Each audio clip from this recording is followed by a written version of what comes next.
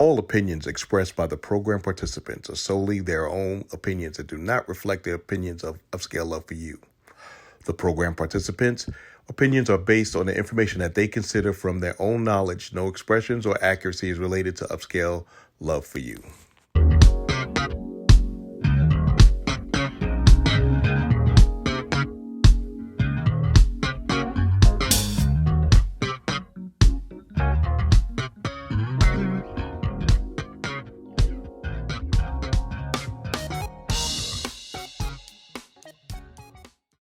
When it comes to communicating with people in general, what is the most effective way that you communicate or get your point across? Because you know what, as being an educator, I can walk into the room and my children, my students will be going buck wild.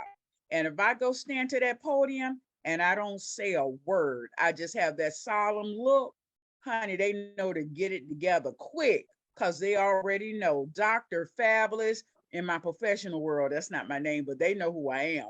And I'll give them that solemn look and they automatically know, shut it down, whatever they're doing, because I'm not in the mood. So how many of you have a certain way or a certain response? Because guess what? We can communicate with body language.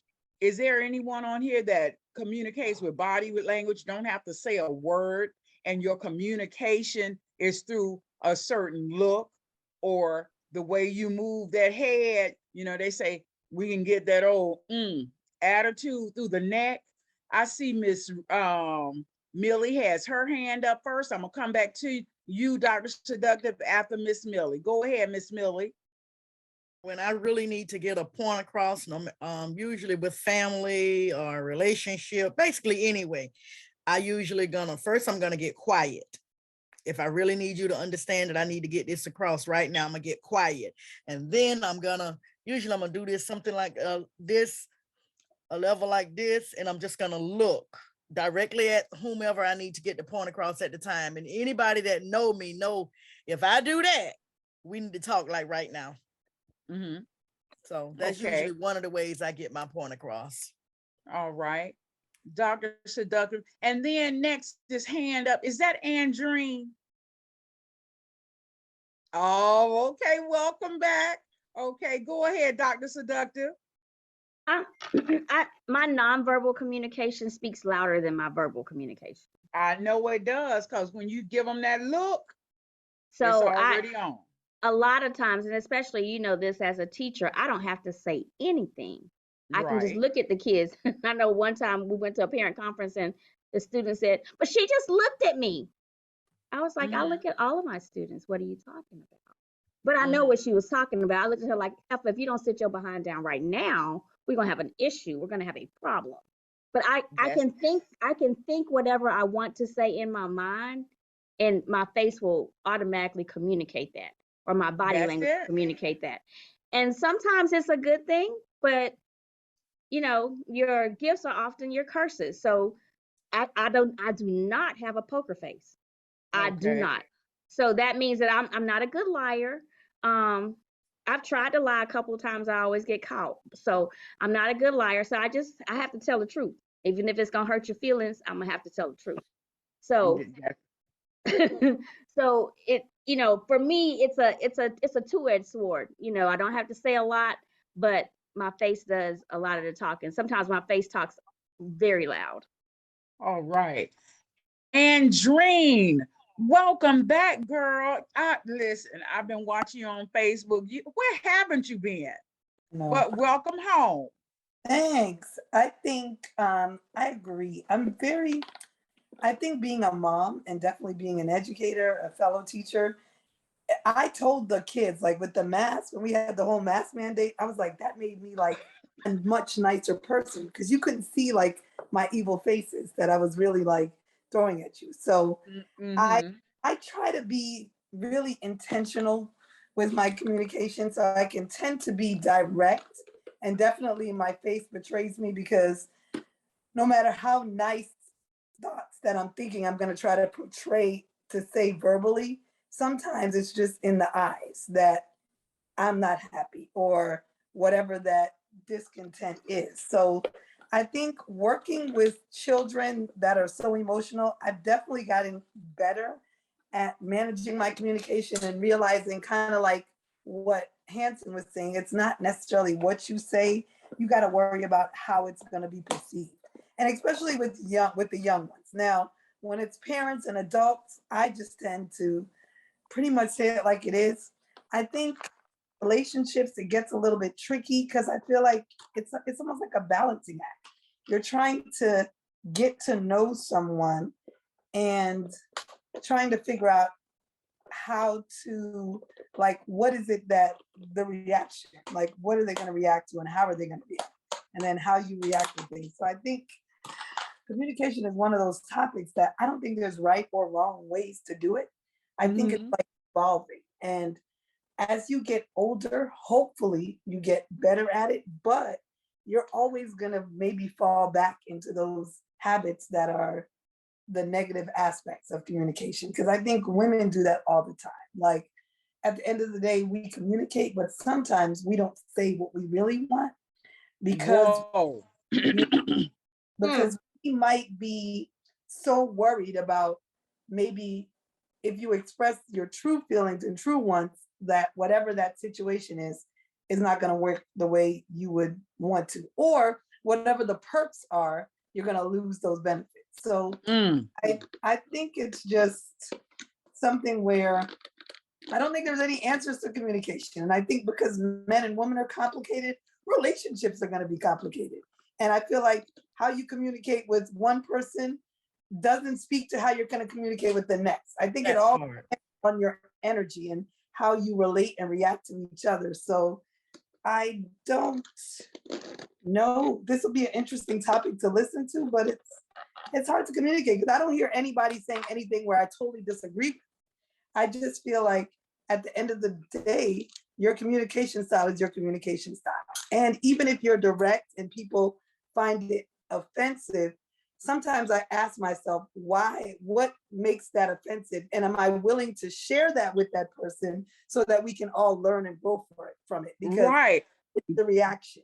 That's it. And if I feel like if someone has offended me, I'm going to immediately say, listen, what you said, please repeat, because I'm taking it as an insult. I'm going to let the person know up front. I'm not going to sit on it. I'm not going to rest on it. We're not going to put it on ice. I want to know, because that's who I am. Now, black case, is it Maine? Because I see ...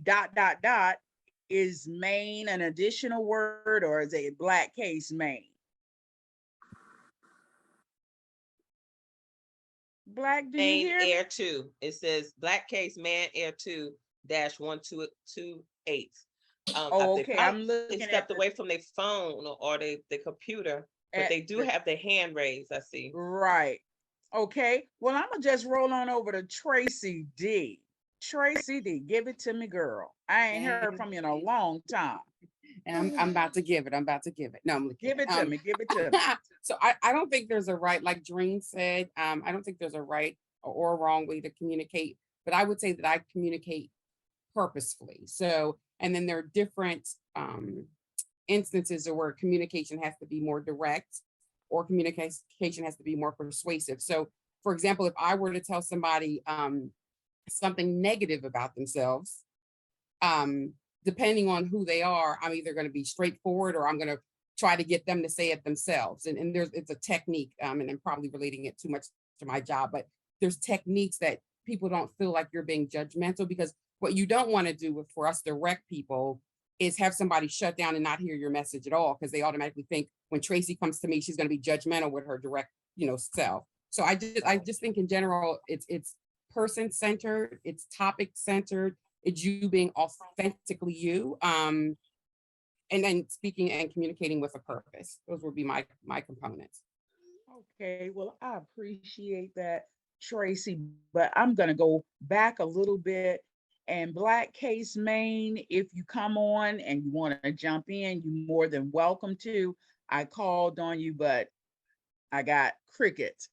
So I'm going back to Andreen. She says, in a relationship, most of the time, women really want to say things, but they don't know how to pan out because, sometimes in the very beginning of a relationship, you kind of put your best self on and it's, oh, okay, hon, whereas instead of them being straightforward, and I'll never forget this as a little girl. When my mom used to get upset, it would always be me, my mom, and my dad. And I would be sitting in the back seat. And so my mom would turn her head to the window, like looking out the window. And my dad say, "Don't you hear me talking to you, woman?" And my mother wouldn't say a word. And he would take his hand and hit her on her forehead. My mama say, "Do you want us to wreck this car here? I hear you. Don't hit me on my forehead no more." So I find it funny when women are silent when someone asks them a question, because if someone asks you something, you should at least respond. Because sometimes that silence is golden, don't work. Now, Black Case, you still got your hand up. Dream, you still got your hand up. Are you all still wanting to answer, or you just left it up by mistake? Anson has his hand up. Oh, okay. Anson is blending in with the wall. Go ahead, Anson. My hand is up too. Whose hand? Who said that? Black. I did. Oh, Yeah, okay, we called Black. on you a couple of times. We sweetie. called on you, but we didn't hear anything. No, my hand is up too. Okay, well, go ahead. Okay. Well, go ahead. Well, Black Main, your hand was up first. Go ahead, Anson. I'm gonna come back to you. Come on, Black Case. Now, see, Black Case playing games. Go ahead. Black. Give him some wait time, teacher. Wait time. Girl, I get straight into the point. Black Case, are you with me? Yes, we can hear you. Go ahead, darling.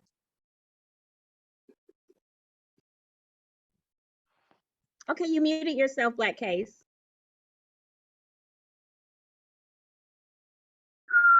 1, 2, 3, 4, 5, 6. Black Case, if you unmute yourself, we can hear you. And we can hear you earlier. No, you can't hear me? Yes, now we can hear you. Now. But why is it? Stop it over there. Oh, you know what? Listen, y'all, forgive me. I'm sorry. I changed the name of my iPad to Black Case. I'm so sorry. I want to respond to that. I'm not sure I like the idea of having to get into character, for somebody to hear me or respect me, like shaking my head or getting loud or rolling my eyes or something like that. Saying what you mean and meaning what you say should be enough. And if you are, connected to somebody and they know you, and you know them, that should be enough. This idea of doing that is kind of, I don't know what to call it. I'll just say crazy, for lack of a better word. And you're thinking it's funny because somebody doesn't answer somebody. I'm disappointed in that. Don't be disappointed. Well, I'm not in you. Just the fact that maybe even somebody would agree that not responding to somebody is funny in some kind of way. That's disrespectful. But no response is a response, albeit exactly, because she just chose not to say anything. Well, if someone is asking you a question and you decide not to say anything, at least say, "Hey, can you give me a moment?" To look out. I agree with you. I totally agree with you on that one. Mm-hmm. Yeah, well, that's all I'm saying. I mean, no disrespect, and people do what they want to do, but you asking for trouble when you do stuff like that, and it's definitely not funny. And sometimes, for me, being ignored, that's kind of like one of my triggers. So I don't like to be ignored, but I would much rather you tell me I can't respond to you appropriately right now, or right now that's just such a hot topic. Can we table that for another time? I like that much better. But right. By the way, this is Travis, y'all. I made some changes. Oh, Travis, I wanted you to answer my question earlier. No, I got your question too early, and I came in, but I wasn't ready. I was coming out of another meeting, and I had to get set up. And just real quick, I know we're on to something else. This is going to be 30 seconds, I promise. Please. I think it's not working because I was told sex, communication, and finances are like the three tiers of marriage and a relationship. Sometimes people need sex counseling. They need financial planning or financial counseling. They need to work on that. Some people are just, bad spenders or not good planners. Communication is another one of those things that, requires work. If two people like each other, Yes. they can at least respect each other. You can get counseling for communication, just like you can get counseling for, Anything spending or sex. So, yeah, it's just something that probably needs to be worked on because people don't understand the value of money or communication or understanding what your partner needs in terms of affection or so. Yeah, it's just one of those things that you analyze to see if it can be helped. But if somebody doesn't know how to speak based on just not having an I don't care attitude, then you just have to evaluate the relationship to see if those two people are supposed to be together. Because everybody, just because they like each other, I don't care how much you put, what is it, Clorox and ammonia together, it just doesn't work. So it requires counseling, and it can be worked on. So there you go, I CP. agree with you wholeheartedly. That's how I learned to communicate now, is I see a psychologist and I love them to death. Amen. Good for I you. agree with you wholeheartedly. Amen. Yeah, and I'm sorry, y'all, man. I'm like real tech savvy, but I think I'm too tech savvy. So Gotta be smart in the equipment. yeah, I know, right? All right. My Well, bad. Anson, go ahead. Oh yeah, just to make sure I'm on point. The question was about nonverbal communication, or what's the one thing that you do that your main way of communicating without saying What's something? your most effective way to get your point across? Okay, well, this is kind of simple for me because I think you all know by now that I'm a very boisterous person. I'm gonna say what's on my mind. I don't really care where we at, who listening. But my most effective communication is like Miss Millie said earlier, silence. If I'm not saying nothing, that means you either need to leave me alone or shut the hell up.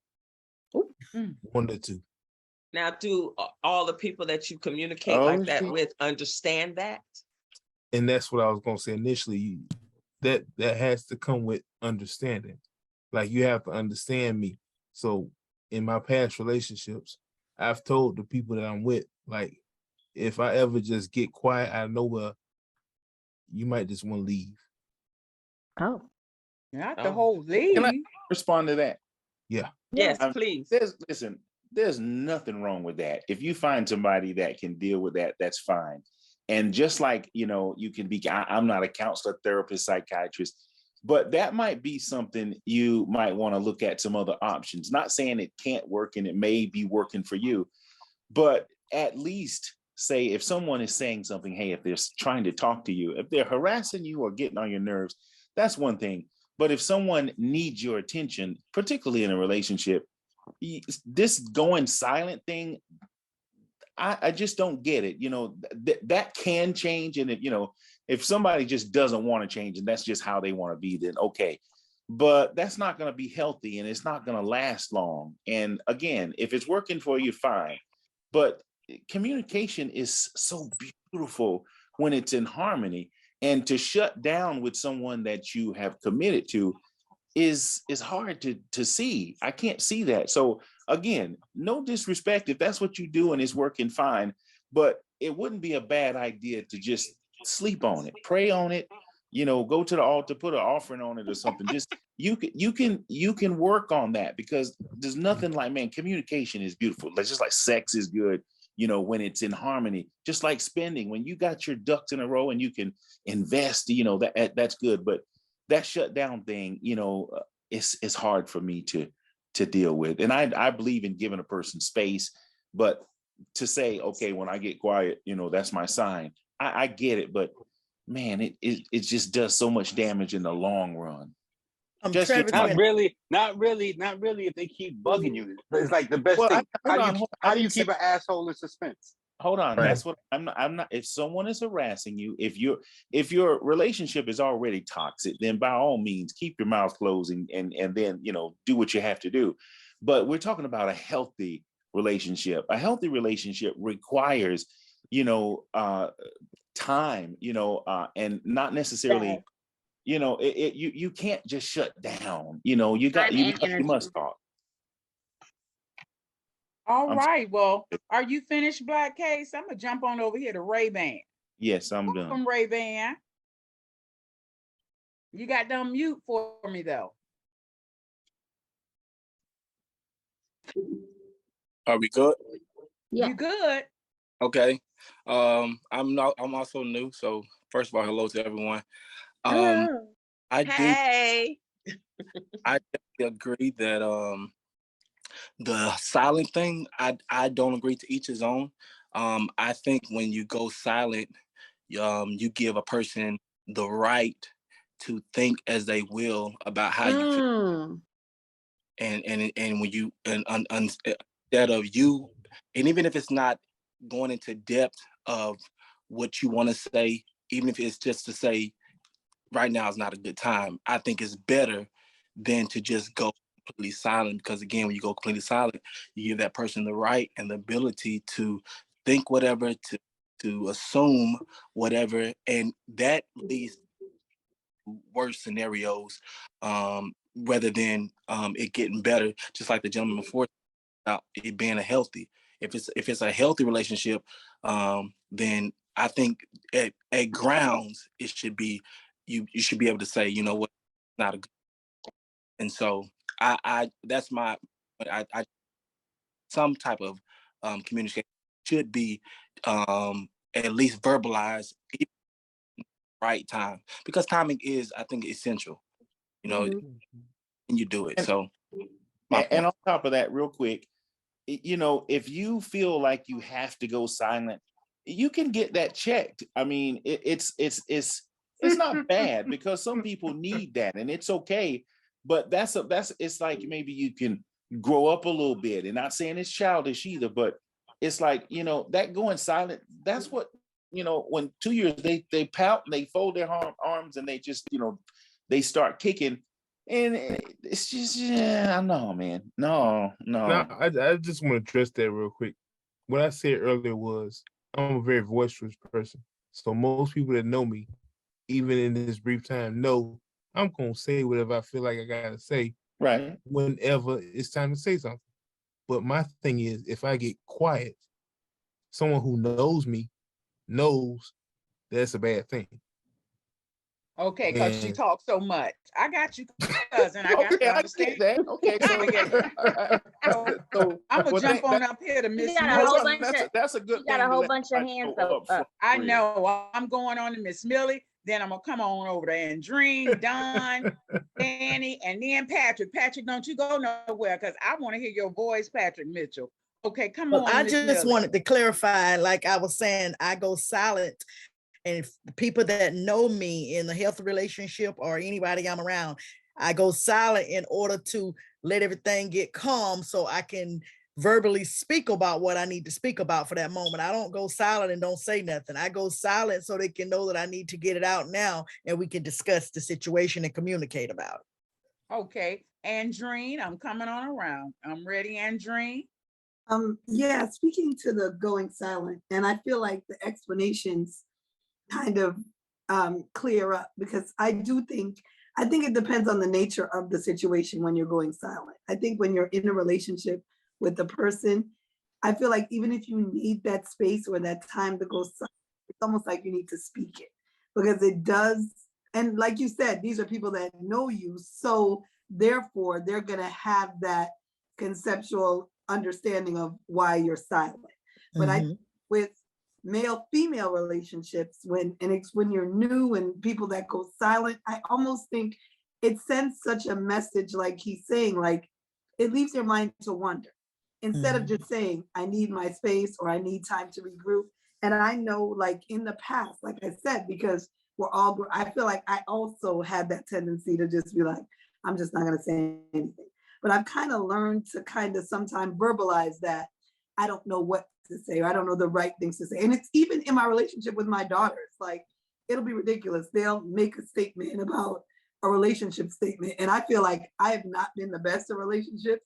So sometimes, a lot of times, I don't comment. And they'll be like, well, you're not saying anything. And I'll just be honest with them because I don't know what to say. And I don't think there's a wrong or a right answer. So I kind of move away from the silence without the explanation, because then I feel like it leaves them to wondering, is she just not answering, or what is she saying? And it's almost like, I feel like in all your relationships, there is a place for silence and regrouping, but I think that communication piece, when it's made specific or stated, that's a level of where then it's easier to accept and to kind of work with. And no matter what you do, some people are still not going to get it. If you say, I just need time, they might push. But I feel like the silence piece is something that needs to be communicated, even if it's that I need that silent time, unless it's someone that knows you and recognizes that. Mhm. And then if you don't recognize it, then it's almost like, do they truly know it? Okay, well, thank you, Exactly. Anne. Right. I'm gonna come over to Don, and then from Don, I'm coming back down there to you, Patrick Mitchell, and then Danny. Okay, go ahead, Don. Hi everyone. Hello, Hey, welcome. Don. Hey, best cousin. Um, well, all right. So, as far as the silence is concerned, guys, we have been conditioned to be silent because when you're little, your parents say to you, if you don't have something nice to say nothing at all. So we've been conditioned to bite our tongues, bite your tongue. So it's not necessarily, something that people do to be manipulative or weak. It's just simply we have been conditioned to be silent. Okay. Well, Well, thank you for not being silent. listen. For a change, right? Well, in my family, I was the silent one because I had a brother who talked constantly. So it wasn't that Talk, I he still talks. He what'd you still say? talks. He still talks. Yeah, exactly. So I was, I had a voice, but I didn't have an opportunity to really do a lot of talking until I became older and my brother went to college because he took up all of the oxygen in the room. Gotcha. I So understand that, Don. right. So I had to learn how to be a communicator. I'm an educator as well. So I talk literally, all day. So that's something that I had to learn. And I had to learn to, if there was something that I agreed with or didn't agree with, or, was that whatever my feelings towards it, I had to learn how to communicate that, because earlier Anson said that communication is learned, and it is just like listening is the whole pragmatics of it is learned. So I had to teach myself how to speak in a group, how to say how I felt, how to communicate what I thought, and have people listen to me, because I grew up in a household where I was the baby, no one listened to me because I had a talker. All right. Well, I got you. So I'm gonna jump down to Patrick Mitchell now. He had his hand up. Did you change your mind, Patrick? No, never Okay, change. well, come on, Patrick. Oh, I'm hello, ready. I miss you. Oh, hello. So we Good talked. to hear your voice again, Patrick. Oh, it's good to see you again too, Miss Chocolate Pearl. So we need to think about communication. We need to go all the way back to the root of communication. Again, the young lady talked about how it was taught. It was also expressed how my dad thumped my mom on her head and stuff like that. So It was, yes. we Still have to get it. talk about how we was taught, what we saw when it came to communication, how it was dealt, and then how that was instilled into us Yes. when communication. So in today, of course, the easiest way is to ghost people, the easiest way to not say anything to people. But for you, is that is the best course. do you continue holding on to that baggage and take it into your next relationship? Of course.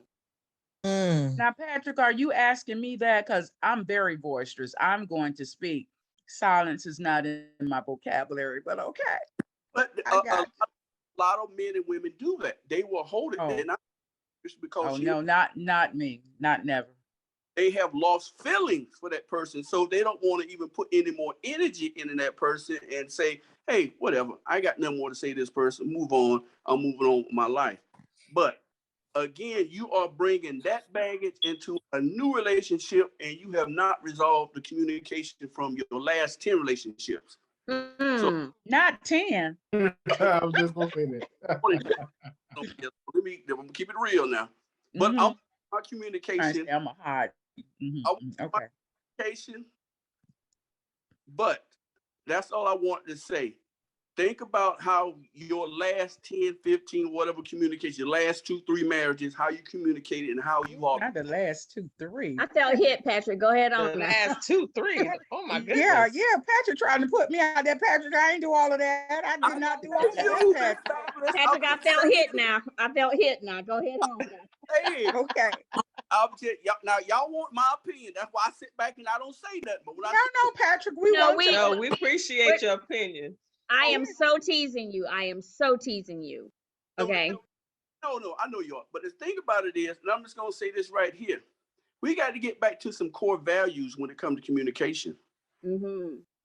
Because a lot of times our older generation, even though they didn't show us the right way of communication, but they showed us the way to communicate sometimes is not saying something to keep the peace.